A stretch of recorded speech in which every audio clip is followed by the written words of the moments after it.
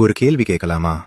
இயேசு கைது செய்யப்படுவதற்கு முன் இருந்த அந்த இரவு, அவருக்கு உதவ வந்த தேவதூதர் யார் தெரியுமா? அந்த இரவு சாதாரண இரவு இல்ல.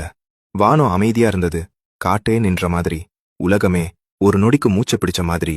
கெத்செமனே தோட்டம், இயேசு தனியா முழங்கால்ல விழுந்து ஜெபிக்கிறார். வியர்வை மட்டும் இல்ல, இரத்த துளிகள் போல நிலத்துல விழுது. அது பயம்னு நினைக்காதீங்க, அது உலகத்தோட பாவம் முழுக்க அவர் மேல வந்த சுமை. அவர் வானத்தை நோக்கி சொல்றார், பிதாவே, இந்த பாத்திரம் என்னை விட்டு நீங்கட்டும். ஆனா என் சித்தமல்ல, உம்முடைய சித்தமே நடக்கட்டும். அந்த நொடியில வானத்திலிருந்து ஒரு ஒளி, ஒரு தேவதூதர் இறங்குறார். ஆனா கவனிங்க, அவர் யூதாச நிறுத்தல, படை நடத்தடுக்கல, சிலுவையை அகற்றல. அவர் வேற ஏதோ செய்ய வந்தார். அவர் இயேசுவின் அருகில் வந்து அவரை ஆறுதல் அளிக்கிறார். அவருக்கு பலம் கொடுக்கிறார். தப்பிக்க அல்ல, தாங்கிக் கொள்ள. அதுக்கப்புறம் இயேசு எழுந்து நிற்கிறார். சிலுவையை நோக்கி நடந்தார். ஆனா அவர் ஒருபோதும் தனியா இல்ல. இதுல ஒரு ஆழமான உண்மை இருக்கு. சில நேரங்களில கடவுள் உங்கள பிரச்சனையிலிருந்து எடுக்க மாட்டார். ஆனா அந்த பிரச்சனையிலேயே உங்களுக்கு பலம் தருவார். நீங்க இப்போ ஒரு கஷ்டத்துல இருக்கிறீங்களா?